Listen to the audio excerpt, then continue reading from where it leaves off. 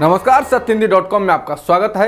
एक नजर अब तक की सुर्खियों पर। भारत ने गेहूं के निर्यात पर तुरंत प्रभाव से प्रतिबंध लगा दिया है। ये कदम देश में गेहूं की कीमतों में बढ़ोतरी पर नियंत्रण के लिए उठाया गया है। सरकार ने कहा है कि इस संबंध में अधिसूचना जारी होने से पहले जारी किए जा चुके लेटर ऑफ क्रेडिट के लिए गेहूं की शिपमेंट जारी रहेगी। बता दें कि इन दिनों बाजार में गेहूं एमएसपी से अधिक कीमत पर बिक रहा है। बता दें कि गेहूं की सरकारी खरीद का जो अनुमान पहले लगाया गया था, उससे 50% कम खरीद होने की आशंका है। खरीद कम होने का असर अभी से दिखने लगा है और खाद्य सुरक्षा के लिए पीडीएस के तहत कई राज्यों को दिए जाने वाले गेहूं की जगह अब चावल दिए जाएंगे। वाराणसी में स्थित ज्ञानवापी मस्जिद में शनिवार को फिर से सर्वे शुरू हो गया है। पुलिस की यहां भारी तैनाती है। प्रशासन ने पूरे इलाके को सील कर दिया है। पहले तहखाने में सर्वे का काम पूरा हो चुका है, जबकि दूसरे तहखाने में सर्वे का काम चल रहा है। तहखानों में कुल 4 कमरे हैं, जिनमें से 3 मुस्लिम पक्ष के पास हैं और 1 हिंदू पक्ष के पास है। बता दें कि वाराणसी की निचली अदालत ने अपने फैसले में कहा है कि ज्ञानवापी मस्जिद के अंदर सर्वे होगा और 17 मई से पहले सर्वे टीम को अदालत को इसकी रिपोर्ट देनी होगी। अदालत ने कहा था कि उसके द्वारा नियुक्त किए गए कोर्ट कमिश्नर को नहीं हटाया जाएगा। अदालत ने कहा था कि सर्वे में बाधा डालने वालों पर दंडात्मक कार्रवाई की जाए। बता दें कि यह मस्जिद काशी विश्वनाथ मंदिर से सटी हुई है। कोर्ट कमिश्नर को लेकर मुस्लिम पक्ष ने सवाल खड़े किए थे और उन्हें हटाने की मांग की थी। वाराणसी के ज्ञानवापी मस्जिद के बाद मथुरा ईदगाह में भी सर्वे की मांग की जाने लगी है। इसको लेकर मथुरा की एक अदालत में याचिका दायर की गई है। इलाहाबाद हाईकोर्ट में वादी मनीष यादव ने शाही ईदगाह मस्जिद का कोर्ट कमिश्नर के जरिए सर्वे कराने की मांग की है। इसमें उन्होंने कहा कि ईदगाह में प्राचीन शिलालेख और पौराणिक साक्ष्य मौजूद हैं, इन्हें ईदगाह में दबा दिया गया है। याचिका में उन्होंने मांग की कि किसी वरिष्ठ अधिवक्ता को कमिश्नर नियुक्त कर मौके की रिपोर्ट मंगाई जाए।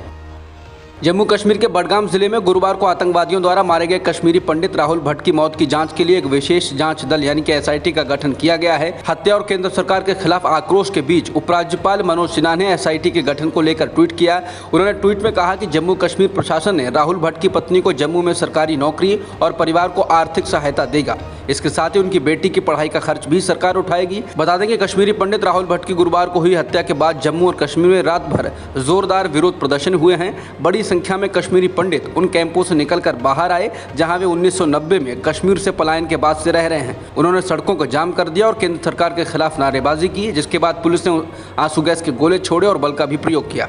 जम्मू कश्मीर में कश्मीरी पंडित राहुल भट्ट की हत्या के बाद इस मामले ने तूल पकड़ लिया। इसके साथ ही एक बार फिर से कश्मीरी पंडितों का मुद्दा चर्चा में आ गया और इस बार खुद कश्मीरी पंडित बढ़ चढ़कर बोल रहे हैं और अपनी सुरक्षा को लेकर चिंता जता रहे हैं। मालूम हो कि अनुच्छेद 370 हटने के बाद से घाटी में करीब 1 दर्जन कश्मीरी पंडितों की हत्या की जा चुकी है, जिनमें से 3 सरकारी कर्मचारी भी थे।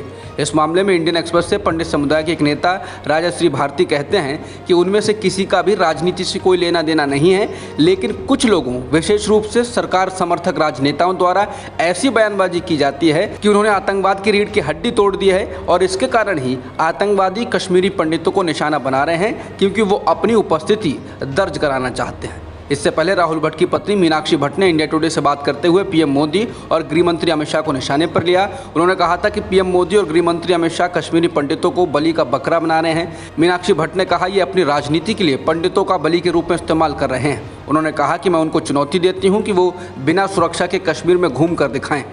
मोहाली में पंजाब पुलिस के खुफिया विभाग के दफ्तर पर हुए हमले के मामले में पुलिस को बड़ी कामयाबी हासिल हुई। पंजाब पुलिस ने कहा है कि इस हमले ने प्रतिबंधित आतंकवादी संगठन बब्बर खालसा इंटरनेशनल यानी कि BKI और पाकिस्तान की खुफिया एजेंसी ISI के नापाक गठजोड़ को उजागर किया है। पुलिस ने कहा है कि इस मामले में 6 लोगों को गिरफ्तार किया गया है। पंजाब पुलिस के DGP VK भावरा ने प्रेस कॉन्फ्रेंस में बताया है कि कनाडा में बैठा गैंगस्टर लखबीर सिंह लांडा इस हमले का मास्टरमाइंड है। DGP ने कहा कि इस मामले में 3 और लोगों की तलाश की जा रही है, जिनमें से 2 बाहरी हैं। एक शख्स का नाम चरहट सिंह है और वो पंजाब के तरनतारन जिले का ही रहने वाला है। लखबीर सिंह तरनतारन जिले का रहने वाला है और उस 2017 से कनाडा में रह रहा है। DGP ने कहा कि लखबीर सिंह पाकिस्तान में बैठे आतंकवादी हरविंदर सिंह रिंदा का बेहद करीबी है। हरविंदर सिंह रिंदा को BKI के प्रमुख वदाहबा और ISI का खास माना जाता है। तमिलनाडु के उच्च शिक्षा मंत्री के पोनमुडी ने हिंदी बोलने वालों को पानी पूरी बेचने वाला करार दिया था, जिसके बाद ये मामला तूल पकड़ गया और पोनमुडी ने सफाई दी है। उन्होंने कहा कि उनकी टिप्पणी उत्तर भारत के राज्यों में नौकरियों की कमी को लेकर थी। उन्होंने कहा कि मैंने इस अर्थ में कहा था कि उत्तर भारत के काफ़ी लोग आते हैं और काम करते हैं, क्योंकि उत्तरी राज्यों में कोई काम उपलब्ध नहीं है। बता दें, तमिलनाडु के शिक्षा मंत्री ने हिंदी को पानी पूरी बेचने वालों की भाषा करार दिया था। उन्होंने एक विश्वविद्यालय के दीक्षांत समारोह में राज्य के लोगों के लिए हिंदी सीखने के उपयोग पर सवाल उठाया था। दिल्ली के मुंडका में 4 मंजिली इमारत में चल रही एक फैक्ट्री में लगी भीषण आग के मामले में बड़ी लापरवाही की बात सामने आई। इस फैक्ट्री के मालिकों के पास एनओसी नहीं थी। दिल्ली फायर सर्विस के प्रमुख अतुल गर्ग ने आज तक को बताया कि कंपनी के मालिकों ने कभी भी दमकल विभाग से एनओसी के लिए आवेदन नहीं किया। उन्होंने कहा कि इस इमारत में चल रही अधिकतर फैक्ट्रियों ने एनओसी के लिए आवेदन नहीं किया है और ये सभी नियमों को धत्ता बताते हुए चल रही हैं, जबकि इस तरह की किसी भी कॉमर्शियल फैक्ट्री को चलाने के लिए एनओसी बेहद ज़रूरी है। इस फैक्ट्री के मालिकों वरुण गोयल और हरीश गोयल को दिल्ली पुलिस ने गैर इरादतन हत्या के आरोप में गिरफ्तार कर लिया है। बता दें कि इस हादसे में अभी तक 27 लोगों की मौत हो चुकी है, जबकि 40 लोग झुलस गए हैं। आग इतनी ज़बरदस्त थी कि 6 घंटे की लगातार मशक्कत के बाद उस पर काबू पाया जा सका। अब तक की खबरों में इतना ही। बाकी खबरों के लिए बने रहिए सत्यहिंदी.com के साथ।